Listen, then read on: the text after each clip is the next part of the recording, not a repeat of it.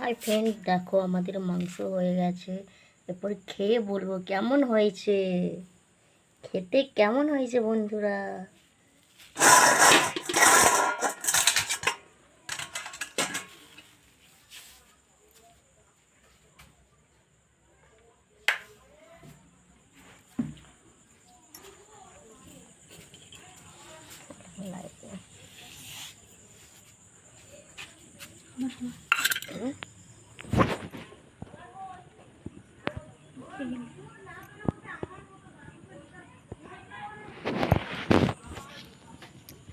আলোটা দিকে আসা,